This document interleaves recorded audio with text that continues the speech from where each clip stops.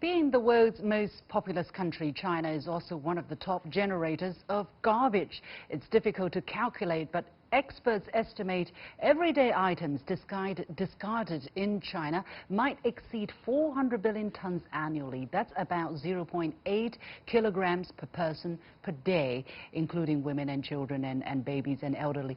So the challenge is, how do we sort it all out? Chinese President Xi Jinping has highlighted the need for garbage sorting and recycling as a key way to improve people's living environment and the economical use of resources. China is rolling out a waste sorting program in cities this year and expects to establish the system in 6 years. How big is the challenge? What experiences can China learn from developed countries such as neighboring Japan?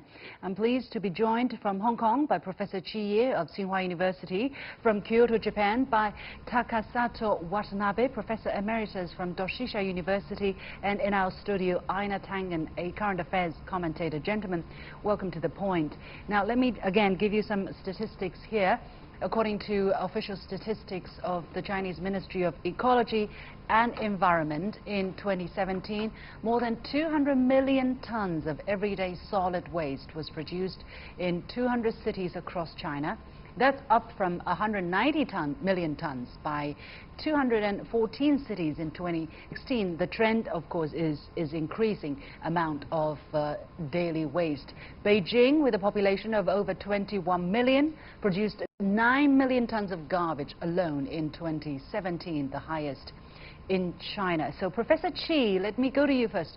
Is the problem, okay, are the Chinese producing more garbage? And is that why President Xi highlighted garbage sorting most recently again?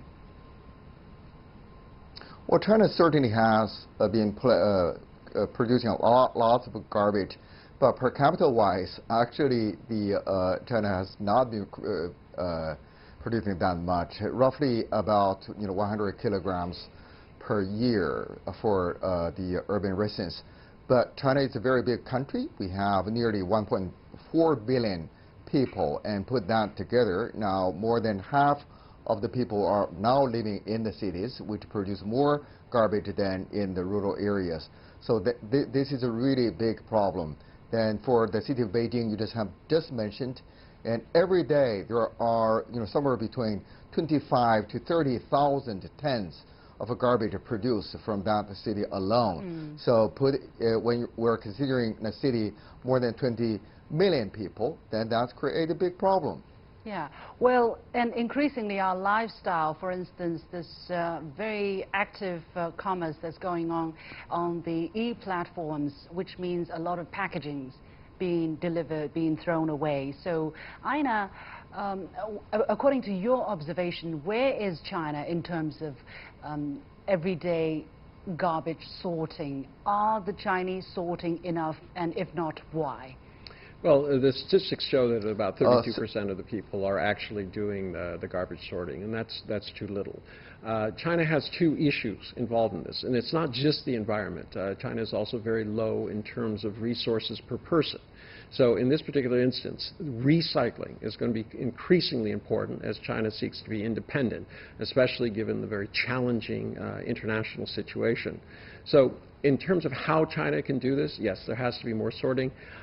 Probably a change in approach will be necessary, something that is more monetary, that drives people to do this because there's a reward. Well, it's frustrating for me, having come back to China after living abroad a couple of years, that I wanted to sort, but if I sorted at home, downstairs, I put them into symbolically different boxes, but then the people just mix it up and brought it all over. Although we do sort cartoons, right, papers, but kitchen waste and tins or cans, they were not sorted. So, Professor Chi, let me go to you again. Exactly why has it been so difficult for China to start and increasingly sort their garbage? I think sorting is just the very first step. You just mentioned that problem. Actually, a lot of people just complain that problem you just mentioned, which is you begin to sort and put it in different places, And by the end of the day, you find that many of them just all mixed together. I think there is a whole system design that really need to be retooled, and you really need to have a system that you can, the first step to sort, then you process them in a very different way. Mm-hmm. And also another very big issue is to distinguish between this domestic waste and the garbage from homes and the industrial, commercial garbage. That is another source. In China, there are somewhere between like 7–8% of that come to the or at most 10% from home domestic waste. Mm-hmm. And the big chunk of that is actually commercial waste. And that also need to have a different system to process. Right. And also, in terms of the governance and responsibility, we must make sure that the industry takes care of their own problem processing and treating their own garbage. Yeah. Well, we're focusing on everyday waste from ordinary households. And let me go to Japan, our guest from Japan, Professor Watanabe. Thank you very much for joining us. I understand, I've never been to Japan. I understand that sorting is done extremely well, very systematically in your country. You, after recycling, only about 3% of the total waste is buried, which means a lot of the waste is recycled and sorted. So exactly, how did Japan manage to do it? We have so serious problems actually.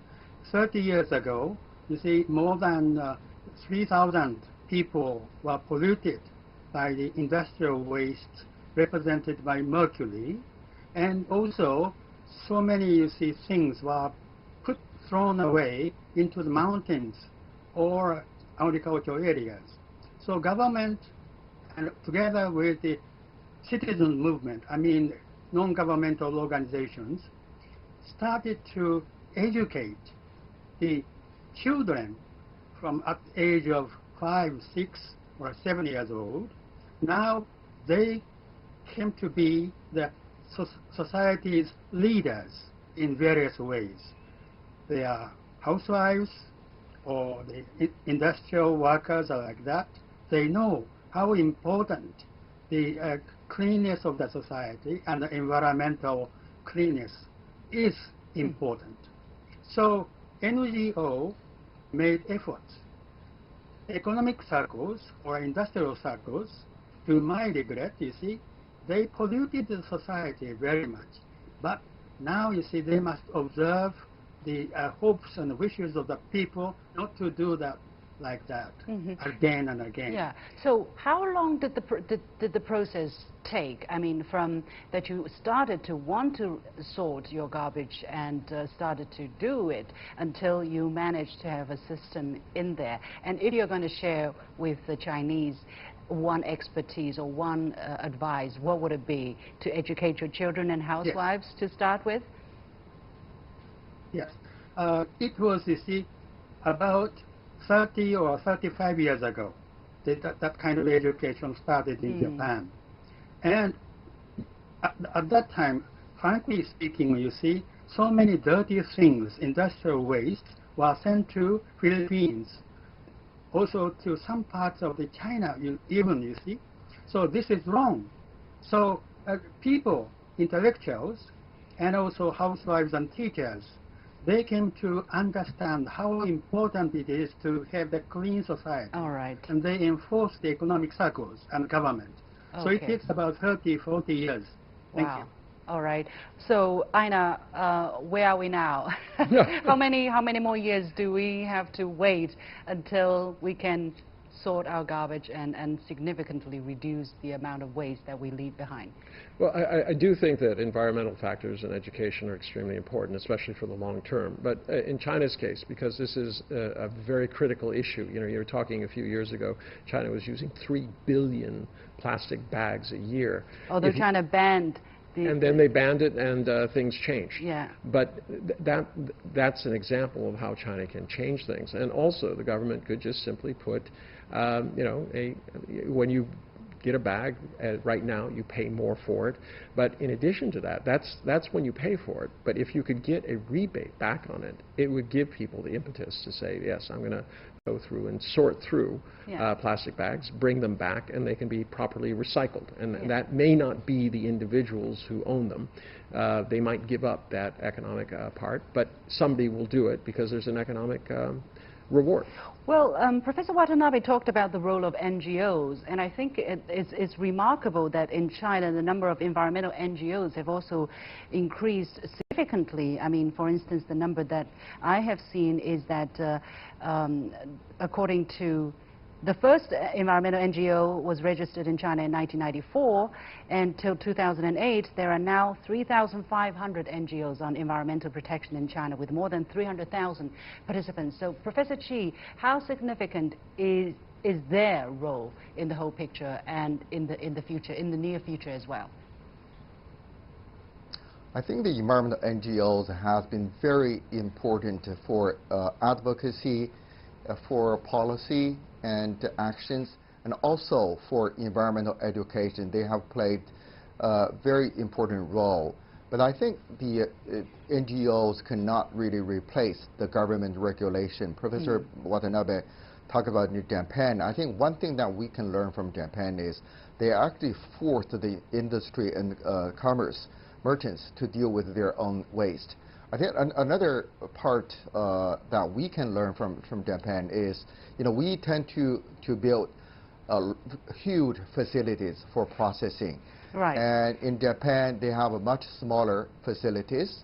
Then, the communities take care their own garbage. And then that creates less of a problem of the so-called NIMBY, not in my backyard problem. I think building the bigger facilities requires more resources, but also create problems. I think that is something that China can learn from our neighbor. That being said, I think Taiwan is also a very good example that proves the garbage sorting. They have been doing really well. Education played a major role. Very briefly, I have about 20 seconds. Professor Chi, once again, given the kind of program that has been rolled out in 2017, and as I said in the beginning, that they expect to establish a nationwide system by 2025, what kind of additional resources is being put in by the Chinese government to tackle this problem? How much chances are we going to see that successful? The government has waged the war on air pollution, water pollution, and soil pollution. Now they're waging a fourth war on this solid waste. And this time around, they're using, actually the nationally is building the waste-free society, and already started with a number of cities doing the waste-free cities development. I think that requires not only the financial resources, but also the regulation. I think with this regulation, I think within just a short period of time, we should be able to see some major changes. All right. I'm quite optimistic about that. Okay. All right, let's see. Let's wait and see. Many thanks to my guests, Professor Takesato Watanabe from Japan, from Hong Kong, Professor Chi of Tsinghua University, and Einar Tangen here in the studio, a current affairs commentator. Thank you very much for having joined us. And that is it for this edition of The Point with me, Liu Xin. As always, you can follow me on Facebook and Twitter using the handle The Point with LX. Download the application called CGTN to watch the show on your mobile devices, or go to YouTube and look for CGTN The Point. Thanks for watching. You've got The Point.